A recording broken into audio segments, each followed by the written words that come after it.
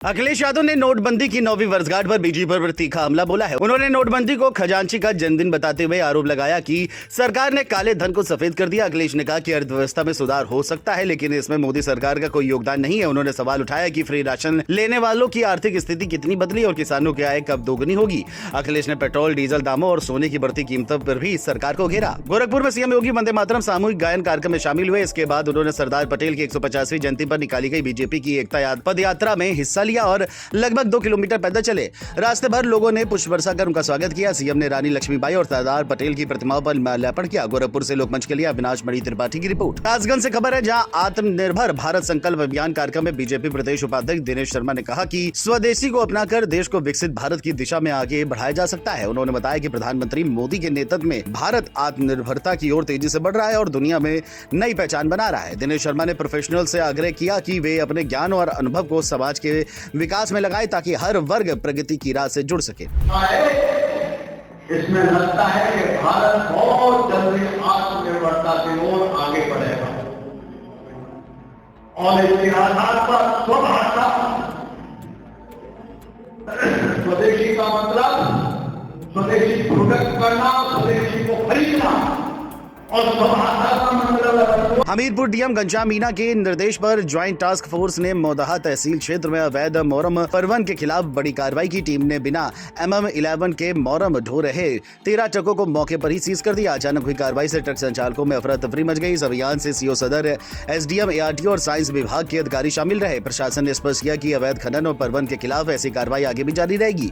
हमीरपुर से लोकमंच के लिए विवेक पाल की रिपोर्ट। श्रावस्ती में पंचायत चुनाव 2026 की तैयारियां तेज हो गई है। खबर है कि डीएम अश्विनी पांडे के निर्देश पर 5 दिसंबर से बूथ निर्धारण का काम शुरू होगा। हर बूथ पर 900 से अधिक मतदाता शामिल किए जाएंगे। पिछली बार 3792 बूथ थे, इस बार संख्या बढ़ेगी। डीएम ने सभी अधिकारियों से कहा है कि हर पात्र नागरिक का नाम सूची से जोड़ा जाए। 15 जनवरी 2026 तक बूथ निर्धारण पूरा करने का लक्ष्य रखा गया है। मुजफ्फरनगर से खबर है, जहां नई मंडी कोतवाली क्षेत्र में बिजली विभाग पर लापरवाही का बड़ा आरोप लगा है। बताया जा रहा है कि विभाग की लापरवाही के चलते सुनील नाम के व्यक्ति की मौके पर मौत हो गई। सड़क किनारे सीमेंट का खंभा निकालते समय वो अचानक गिर गया और गुजर रहे स्कूटी सवार पर आ गिरा। हादसे के बाद परिजनों ने रोड पर बैठकर धरना शुरू कर दिया। आरोप है कि सड़क बंद किए बिना खंभा शिफ्टिंग का काम कराया जा रहा था। पुलिस अधिकारी मौके पर पहुंचकर परिजनों को समझाने में जुटे हैं। मुजफ्फरनगर से लोकमंच के लिए अंकित कुमार की रिपोर्ट। नोएडा के सलारपुर गांव की जमीन विवाद मामले में पूर्व मंत्री DP यादव, उनकी पत्नी और 9 लोगों के खिलाफ FIR दर्ज हुई है। आरोप है कि उन्होंने 14,000 वर्ग मीटर जमीन पर अवैध कब्जा करने की कोशिश की और देख-रेख करने वाले व्यक्ति को धमकाया। कोर्ट के आदेश पर थाना सेक्टर 126 में ये FIR दर्ज की गई है। इससे पहले भी